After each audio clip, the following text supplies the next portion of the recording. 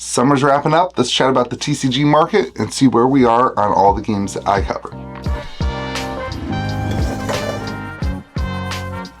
Well, what is going on, everyone? Welcome back to Kitchen Table TCG. My name is Louie. I hope you're having yourself a fantastic day. I'm still recovering from being exhausted from Gen Con, but as I was thinking through my own personal life and getting ready for kids to go back to school and the summer to be wrapping up and tying off all those loose ends, I thought maybe this is time for another market update, kind of going through each and every game that I'm kind of active in looking at and telling you where I think they are, what I'm feeling as a game store owner. Am I feeling confident in ordering more product from these games, or if I'm backing off a little bit, if I'm slowing down and starting to sell the things. So that's what these videos are. That's all they're really meant to be. And so today we're going to talk about Magic. We're going to talk about Sorcery. I do have my Sorcery Arthurian Legends sale live. There's links in the comment section below. We'll talk about that in the Sorcery section. We're going to talk about Star Wars. We're going to talk about Lorcana. I've got an auxiliary board over here. We're going to talk about One Piece. We'll talk about Flesh and Blood a little bit, and then Pokemon. So lots and lots of things to chat about and to get into. Let me know what you agree with and what you disagree with in the comment section. These videos are meant to be a two-way street where I get to learn from you guys and you get to tell me why my takes are bad, but at least I'm giving you takes to think of and to analyze. So Magic the Gathering, let's start there. Magic is, the first word I have written down for Magic the Gathering is that Magic is pumping. It is firing on all cylinders. Magic the Gathering, active and growing in my opinion, and they're figuring out a lot of their stuff. The first and the most important side of Magic the Gathering right now is that every set this year, other than maybe Murders at Carla Manor, every set this year, and particularly the summer, has been fun. It's been exciting. It's been engaging. It's been, people have been ready and looking forward to it. Bloomburrow just came out and that set is absolutely running really, really well locally. People really like playing it. Collector boxes online are doing really well. You've got a lot of interest in these sets. Modern Horizons 3 came out and was a big success. People really enjoyed it. You've got Outlaws at Thunder Junction. All these sets, all these things have been really good. Now, that doesn't mean that that's going to be an automatic thing in the future. I have my concerns on Duskmourn. Frankly, I only have concerns on Duskmourn. If you remember the beginning of the year, I called Duskmourn the set of the year. That's what I analyzed. I said, I'm predicting Duskmourn's going to be the best set other than Modern Horizons 3 of the year. Looks like that's going to be hard to beat with Bloomburrow, or Bloomburrow is going to be hard to beat. But even Wizards doesn't believe in Duskmourn. They're giving away collector packs as buy a box promos. They're doing like 100 different events. So things can still go downhill, go down back towards Carla Manor. But all in all, the excitement is really, it's palpable. You can taste it. People are excited about the Magic sets. And then you mix that, you mix that kind of player growth that comes along with that, of people coming back into the hobby and sticking around more and that kind of thing. You mix that with this kind of reduction on print run of collector boxes, and all of a sudden we have a market that's really working, and it incentivizes stores like me to want to pick up more product, to be okay with sitting on product on the shelf, sitting on product in the back, so that the product can grow over time. This is things that we were not talking about with Magic the Gathering 2 years ago. We were afraid of that. We were saying that's never going to happen again because Wizards just prints it to the moon. And now we're starting to see Wizards back off of the print button. They're doing other things that are, they're doing a lot of sets again, but they're backing off of the print button. And so that gives some confidence to the consumer and to the stores who are, kind of just consumers at the end of the day too. And it allows us to risk a little bit more because we have a little bit more confidence in the print run. Now, they could still pull the trigger and they could do something like Baldur's Gate where it completely wrecks stores and completely wrecks our confidence in them. But they've built that back up quite a bit, in my opinion, this year, which is good. Now, that's the positive, and those of you who are just like, oh, Louis just shilling, whatever, here's the negative. They still have no clue what their product is, and this is infuriating as a store owner. I have no clue what's in a play booster. They keep changing it. They keep changing all these different things, and it gives the consumer so little confidence in what they're buying. They have these new bundles that are different names for everything. Instead of a collector or a gift edition bundle, which has been the norm, Duskmorn has this weird, I don't remember what it's called, bundle. You have all these different, I don't know, product lines, and maybe it's okay to add product lines every now and then for a special set, but it just feels like Wizards can't pick a lane with their product cycle.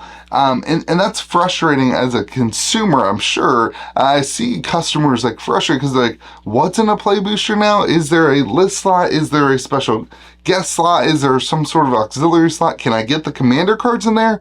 Oh no, so then they go to the collector box. It's infuriating from a customer perspective. It's also quite frustrating from a store owner perspective of knowing kind of what people are going to want. And so I'd like to see them hone that in and figure out what print, kind of what product line works well for them. So yeah, that's where Magic is in terms of modern Magic. Vintage Magic is very, I would say it's just kind of meh. It's like not really doing much. It's like, come on, dude, do something. Like, go up, go down, I don't know, give me something to talk about. There's really nothing. The only thing I can talk about with Vintage Magic is there's been a pretty steady excitement this year. And maybe it's just my store is growing, and we were a newer store, and now we're kind of we've grown. We've gotten into our kind of rhythm as a store, the customers and everything. But there's been an increase in people who are interested in things like dual lands, and that kind of thing. But I think that's mostly just my store. Like, I think that's just kind of the organic nature of you start a store and eventually people kind of grow in their comfort with Magic and they spend more money and that kind of thing. So there's been a steady, strong demand from the local side on that kind of thing from players. And really, this is the biggest takeaway from Magic. Players dictate all of it.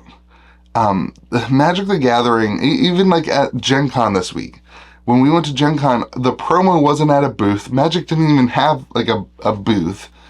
You had to play in an event to get the promo, and like players really dictate the future of Magic the Gathering, which is, it's cool. That's a good place to be. That's the way it should be. And I'm seeing that in the vintage market a little bit. There's a lot of CDH being played right now, which is Commander but competitive. I'm not there. There's a lot of that going on right now. And so you're seeing some cards that are played in there just really spike. And particularly a lot of the reserve list cards, obviously, as they see play in CDH, are getting eaten up. So it's interesting to see the vintage market be affected, not necessarily right now by collectors or investors, but more by the player base, which in my opinion is a pretty significant thing and a pretty good thing, as long as it's not just local to my store. So this is why I like the comments in the comment section. Tell me, am I wrong, or is that something you see as well? So Magic, again, like pretty confident in it right now. Again, the question with Wizards is always, are they going to pivot hard and hurt stores? Because they've done that in the past, and that's still, there's still a little bit of a trust issue going on there, for sure. All right, let's move into Sorcery. Sorcery, Contested Realm. You may or may not know it, but Sorcery is a pretty big thing on my channel. It's my game that I absolutely love. Magic the Gathering and Sorcery are my two kind of bread and butter games. And so we have Arthurian Legends, just kind of got released and spoiled at Gen Con. We started this kind of whole ball rolling on spoiler season. Looking forward to October 4th and 5th, where we have our release party at the store. If you're looking to travel, come hang out there. We're going to do a draft on Friday night, and on Saturday night, we're going to do, draft on Friday night, and then on Saturday at 2 o'clock, we're going to do like a release event, like a sealed deck thing. So if you're traveling, you got some time on both ends to get home and to get there. You can also pick up any of the product you order at gamegrove.gg. We can ship it to you, or you can select local pickup and you can pick up locally, which is really cool. So yeah, really cool with Arthurian Legends stuff coming out. People are really, really excited. I just put up pre-orders yesterday, and I shared it in my Discord server first. I wanted to give those of you who engage with me in a deeper level the first opportunity to get the product. Gold Wizards and Blue Wizards get a discount off of all the stuff, so make sure you check that out. But I really want to analyze some things with Sorcery as well, so this isn't just going to be like me trying to sell you stuff, because frankly it's selling pretty quickly. So here's the thing. Sorcery at a whole, from a, let's go from like a value side, seems to have a very stable market right now. We have had alpha boxes, you know, they came out, they went up, they went down, they went up, they went down. They've been at that like $1,100 to $1,300 range for 6 months now. I mean, it's been incredibly stable. The beginning of the summer was about the same value. It's really, really good to see that kind of stability in the collector market. That's what I want. The volatility where things going up and down causes people to get hurt, causes people to exit, causes people to not come back to the game or come back to the collecting. And when you have one set a year, you really cannot have people coming and going as much as like Magic the Gathering, where you have a new set that might catch your interest every couple months and that thing. So that kind of stability in the market is something I think is a really big win for Sorcery, and it gives me a lot of excitement for the future, because it's nice to know that the number of people who are, you know, cashing out is low, and the number of people who are looking for that kind of high sale, they're gone. Like if you were looking for tendies from your Kickstarter, you're taking them now because the market's been so, you know, steady over time. So I think that's a really good thing. And now the focus is on Arthurian Legends. And this will be really interesting. It'll be really interesting to see how does the market react when the attention is focused on a new set. Because there's two ways that things will go. Either all the money is going to float towards Arthurian Legends away from Alpha and Beta, and that will certainly happen. Don't get me wrong, that part will certainly happen. But if more and more people come into the game because of, you know, the excitement of Arthurian Legends, then some of their money's gonna go into Alpha Beta as they've never had it before. And so I actually think those two things are going to collide, and we're just gonna see like a steady kind of market for Alpha Beta as Arthurian Legends will do the Arthurian Legends thing. So I'm pretty excited about that. It was really cool to see so many new people coming in to the game at Gen Con, and I've already seen that with, you know, private messages and comments on videos and that kind of thing from people from Gen Con who found the channel by looking up stuff. It's really cool to see that from my perspective, to see the influx of people into the community as a result of something like Gen Con. So Arthurian Legends, obviously, the box looks incredible. The artwork looks incredible. These are all the like things that you get with Sorcery. The box, the art looks incredible. The cards look pretty powerful. It'll be interesting. It seems like a lot of, they're really leaning into the element side of things, where elements matter, and the number of elements you're running in your deck really significantly matters. A lot of the like, the uniques are like 4, you know, the threshold cost, which is wild. Excuse me. So yeah, it's really cool to see the power level of those cards be pretty good. We'll see what happens in terms of what the cards are actually played and not, but the beauty of the cards is there, and all the things you come to expect with Sorcery is there. So Arthurian Legends, the hype and the excitement looks really, really good. You had the TCG Player thing, where they did a launch title or a launch video on TCG Player. I know spoiler season's starting, so you're going to see a lot of content creators doing stuff that's really, really good, because here's the key. The team is super passionate about the product, and they really want this to succeed. If there's anything I learned from Gen Con, it's that the Sorcery team, very committed, very passionate, very excited for Arthurian Legends and the future of the game. That gives me a lot of excitement too. So, all right, there's the positives, and we always go positives into the negatives. So before you just say I'm pumping my sail and do whatever, let's talk about some of the negative stuff. Sorcery, this is, I guess, negative. Sorcery continues to be the game that is trying new things. They continue to be the game that is throwing out wild cards and doing things counterintuitive and counter what the industry has created as a standard. I don't know if that's good or not. I don't know. I know that it's fun though. Like, I know that it's exciting that somebody is trying to not just do the same thing that's been done, and they're trying to do something differently. So a couple of things they've done, right? They lowered MSRP from 150 to 129. They then decreased, in the same time, they decreased the number of packs, which made the pack a little bit more expensive for the consumer. We've talked about this already. But then the kind of wild card is they kept like the distro prices about the same, that's kind of the wild card in this whole thing, because as a store, we're paying roughly the same amount of money for less packs and less MSRP. But then the thing that they did is they lowered the map percentage to 10%. And so for Arthurian Legends, it's weird. Like, they basically put a little box of which the margins are essentially what a lot of stores have been selling for at that, like, you know, I don't know, 30 to 40% margins. They took that and they kind of put it in a box where it's like really hard to not sell around that margin. So while they lowered the profit percentage at MSRP, they also increase the ability to sell boxes at an actual decent margin, rather than having all these stores who undercut each other and having this kind of bottoming out of the product. So it's kind of interesting to see what they did, but it's still like you see it and you're like, oh my gosh, like, why didn't they lower the store price on that stuff? So it's super interesting. And they continue to do things counterintuitive to what the market or what the industry has said. And I think that comes back to that kind of passionately trying to figure out a way to make some of these things work for Sorcery. One set a year, one of the things that they have to solve every time. So it's really super, intriguing to see. And then you also have that side of things with, like, the one set a year is always going to be the biggest problem for Sorcery. For Magic, maybe it's not a problem. You like it. Some people like it, right? For Magic, though, it brings people into the game. Think about all the people who are coming in with Arthurian Legends right now. You need a little bit more of that. So they're trying to solve a lot of those things, but they can do that in a lot of different ways. And I think the passion on the team is what brings out the confidence in me that they'll be able to solve those things. So they're trying new things.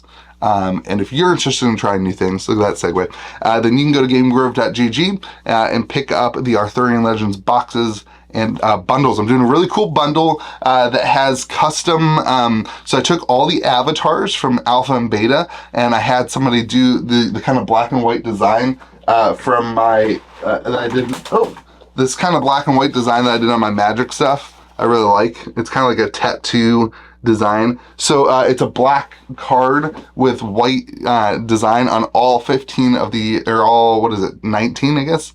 15. All 15 of the avatars from Alpha and Beta. So those of you who weren't in Alpha and Beta have an opportunity to get these avatars. Now, these are not official, they're not official cards. It's just a fun thing to play at your kitchen table. They have a kitchen table TCG card back on them.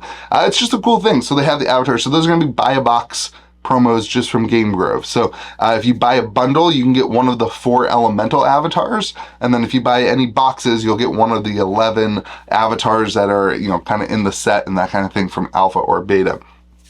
It's just a really cool way for me to put some of my own excitement into the product. It's been a lot of work, and I'm really excited about it. It hasn't been that much work, but it's been a lot of fun it's a lot of fun work to get that kind of together. And then the bundle also has like the playmat that we did, and then it has a binder that has a Kitchen Table TCG logo on it too. So very limited number of the bundles. The boxes, this is the kind of the first wave of sales I'm going to do. We'll see how many boxes I end up getting and the exact numbers of things to see how many more sales we have. But this is the first wave of stuff for sure. So gamegrove.gg if you're interested in that. All right, let's talk about Star Wars. Star Wars is the game that fell off the hardest for me this year. I don't know if that's just that I've been busy on the night that we kind of do Star Wars. So I've been a little bit more disconnected from it. But it's also, they didn't fix any of the problems. Like it didn't even feel like they cared to try to fix a lot of the problems. They had the first set and prices went nuts and boxes were really hard to get, and that's fine. But then second set, they printed the exact same number of boxes, and they haven't really gotten any restock in of the first set. And it's been now, it's been a good chunk of time. So we're seeing reprints in October, and that's going to be in my opinion, the deciding factor on Star Wars. Like, Star Wars is an incredible game. It's awesome and super fun, but they have the Fantasy Flight Asmodee thing going against them, where they've already done Star Wars Destiny dirty. Star Wars yeah, whatever it is. They already did the Star Wars TCGs. They already ruined some of that community. And now we're starting to see some of the same things that they did come back into fruition after we all thought that they had learned their lesson. They put Amazon boxes up of the set after they don't have enough product for stores. They went direct to consumer and sold on Amazon. At their booth, they're selling at Gen Con $100 for 5 cards. It just seems like a little bit cash grabby in a lot of ways now. As of before, it felt like they were really leaning into like the local store and growing in that way. I don't know which is better. I know which one I prefer as a store owner. So like that's a little bit frustrating, and it kind of caused the hype of the excitement of the LGS side of things to drop down, in my opinion. That being said, they are doing some really cool stuff. I guess I started with negative and going to positive. I'm sorry about that. But they are doing these large tournaments now. I forget, they're galactic tournaments. I think they're trying to run 64 of them across the country. And that's kind of a really cool thing. And I think that's the type of stuff that gets people excited. There is a very competitive scene to Star Wars. It's fun to play casually, but there's a very competitive scene to Star Wars that's kind of picking up. And so I think those large galactic conquest events will drive some more interest and drive some more stuff. The problem with when you do those, all of a sudden everybody in your local store is traveling, and it hurts your locals and hurts the growth of the game. But it's good for that to happen. It is good. It's a fantastic game. It's a lot of fun to play. It feels very Star Warsy. The question is, can they get the product? It's the same thing I said about One Piece 4 months ago at the beginning of the summer. If they want to keep the excitement going, they have to be able to grow the game. And if stores can't get product, there's no incentive to growing the game. And so there's that balance. It's a really, really hard balance. Like there's a balance. I'm not saying to reprint things to oblivion. Things have to have value, but you also have to have product in order to, grow the game that is new. So it's interesting, and it definitely has the mass appeal. That's the other side of Star Wars that I think they can continually bring things in. Star Wars is the biggest red flag on this kind of list, in my opinion. I am actively getting out of some of my like showcase position, and I have like a couple showcase cards. I'm actively selling some of those things just because part of it's my own time, my own energy, and another part of it's what I see on the market is a lot of people who are frustrated with Asmodee and the way that they're handling things. And so I have my own, that's my own thoughts, but that's also how I feel like a lot of people are leaning. The game is still really, really fun, really, really good, and they could easily turn that. They could easily turn and figure out their production issues. We saw that with Lorcana. Like, there is game companies who have done that in the past, and maybe it just takes Asmodee and a little bit longer than it took Ravensburg to do that. So that's how I'm feeling about Star Wars. Let's go to Lorcana while we're right there. Lorcana has reached the level of mass appeal, in my opinion. I think Lorcana is now it's solidified they're only in set 5, but still solidified in the top of the top 4 TCGs. It's played in most stores around us. These events that they're doing have a lot of people at them. Locals is pretty much active in our area as much as a Magicthegathering night. Certainly more stores are running Lorcana than Yu-Gi-Oh locally. There is a mass appeal towards Lorcana that has taken off and made this game now where it needed to be successful. Which is really good. And that was the biggest kind of question I had, were people going to actually engage in this? And they've done a really good job. All the event structures they've done, kind of what I said Star Wars is starting to look at doing.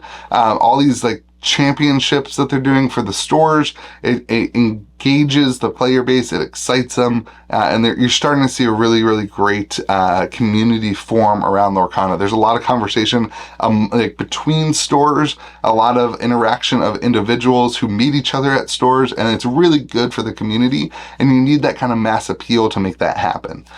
So it's really, really good. It's really, really good. We're starting to see that happen, and then the box, the tendies are gone too, because they're printing so many more boxes, because they have that mass less appeal.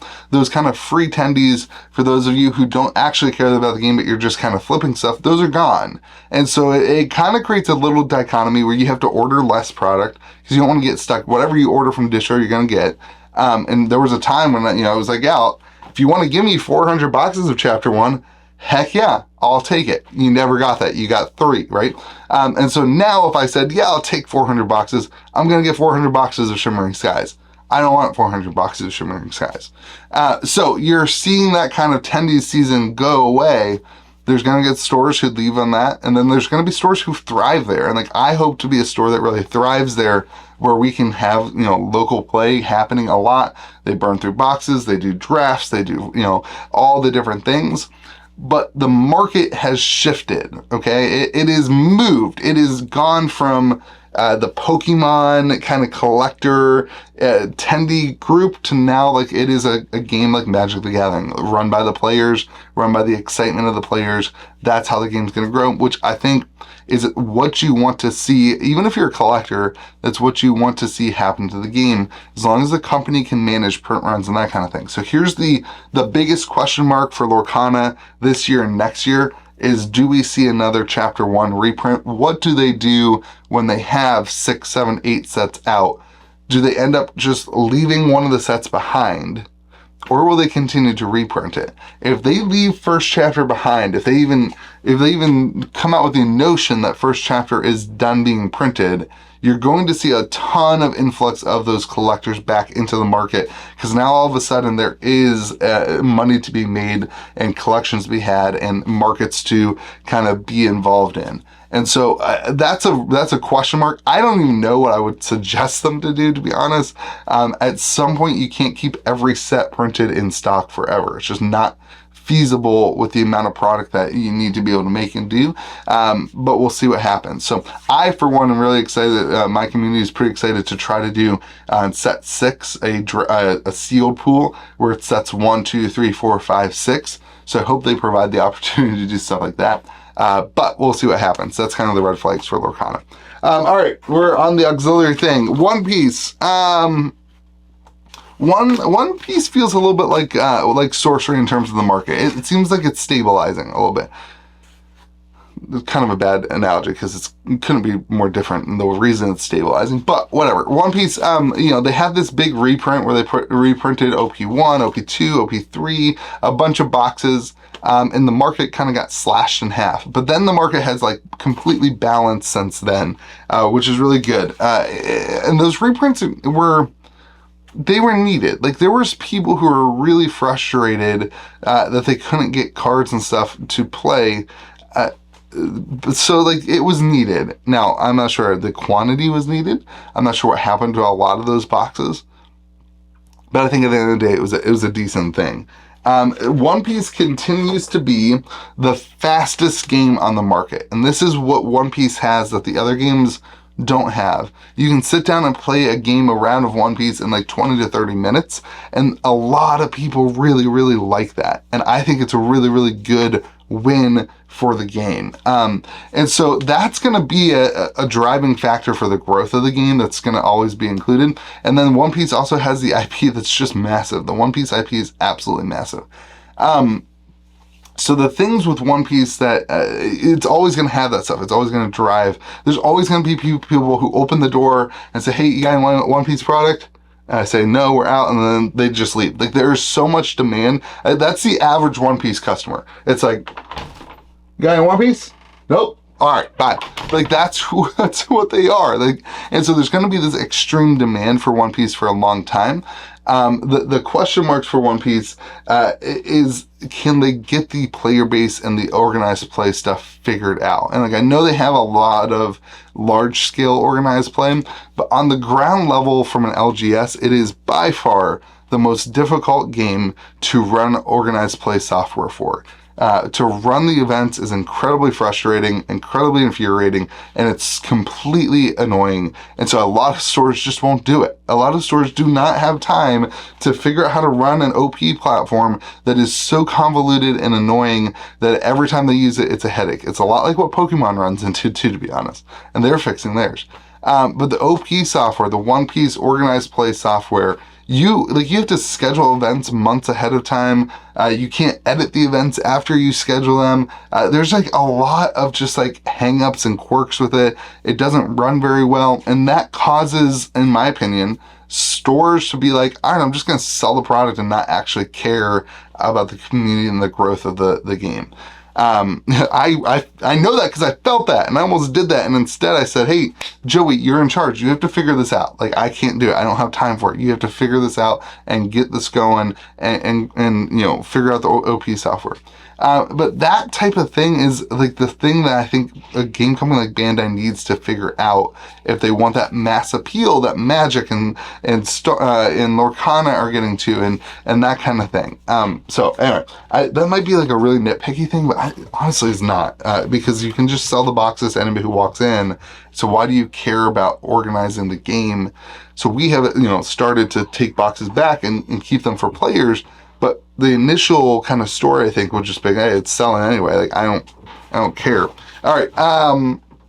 That's One Piece. Continues to be, you know, super collectible, super, that kind of IP is driving it. It's super good. Flesh and Blood, I always like to mention it in these videos because I know there's people who want me to talk about it. I still don't talk about it. I don't love, like, there's this whole thing that happened. I don't like talking about it. I don't like being like that world. But I want to tell you some of the perspectives that I have. So know that I am distant from it. But from the distance, I see things and I say often to myself and to my friends, it doesn't look like much has changed. It doesn't look like there's been a significant amount of growth. It doesn't look like much has changed in the way that they're trying to get people excited about collecting. It just doesn't seem like much has changed in the Flesh and Blood world. And kind of the tell for me on things like this is like, you have people opening the door. Do you have the new Lorcana? Do you have One Piece product? Do you have Star Wars product? Nobody ever asks. We don't have any Flesh and Blood advertised anywhere. We don't really do whatever. Nobody ever asks for it. Nobody ever asks us to do that. There's not this like organic demand of people that, you know, cause us to get involved in Star Wars, cause us to get involved with One Piece, cause us to get, you know, involved with Pokemon, you know, playing organized play for Pokemon. There's not that kind of thing. And so take with that with what you will. But I'm distant from it. I know there's like new sets coming out. I know that they've put that like a gold pack in there. That's cool, whatever. Again, it just seems like a lot of things have stayed the same. That's kind of where I feel like it.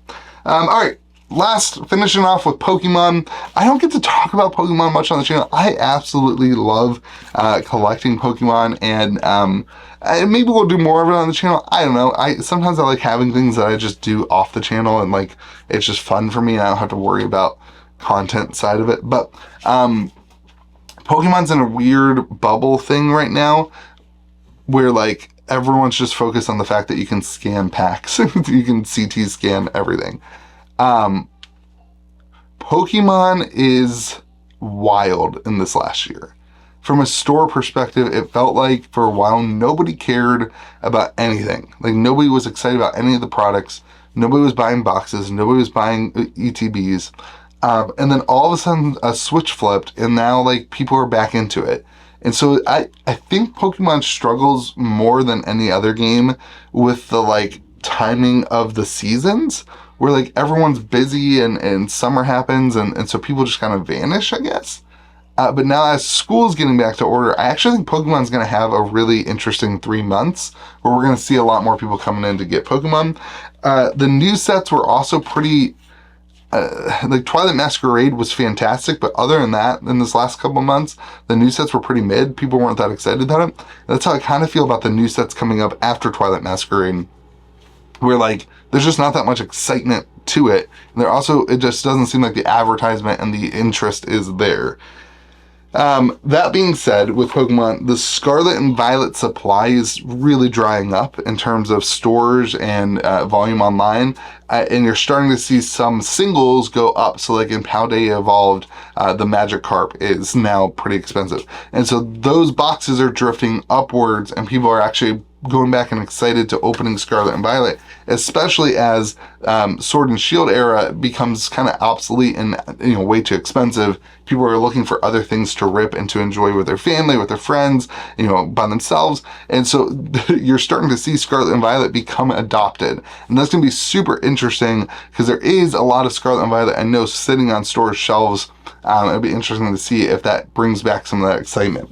The other thing with Pokemon, you've got Worlds happening. That's been a big conversation on people in my store. We got 2 people, I think, going to Worlds in Hawaii. And so a lot of excitement and a lot of people chatting about that. And every time Worlds happens, there becomes this kind of excitement in the Pokemon world again. Because Pokemon Worlds is not just TCG Worlds. It's like this whole Pokemon thing over there with Pokemon Go and the video game and the card game and everything. And so it generates a lot of interest in Pokemon from, normie people like you and I who aren't, going to Hawaii.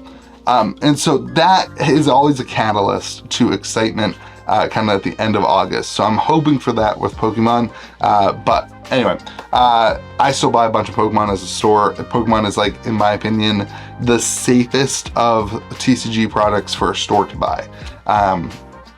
The cost of Pokemon at $95 a box or whatever it is, the market might go down to that. Typically, you can usually get most of your money back in a box. The risk level is very low these days for Pokemon. Whereas with Magic, you have Carlisle Manor and that kind of stuff. The risk level felt a little high for a while. So I buy a lot of Pokemon with the idea of, like, if it sits, it sits. If it pumps, and that's really good. Yeah, that's kind of what I do. So let me know what you think about all these things in the comment section. Again, if you are a fan of Sorcery, go buy Arthurian Legends on the website, gamegrove.gg. If you want to be interested in hanging out and talking in the Discord server, go to KitchenTableTCG.com. Hop into the Discord server. I appreciate you all for watching a 36-minute video. You guys rock. Thank you so much for being on the channel. I hope you have yourself a fantastic day. Remember to be kind to the people around you, and we'll see you guys next video.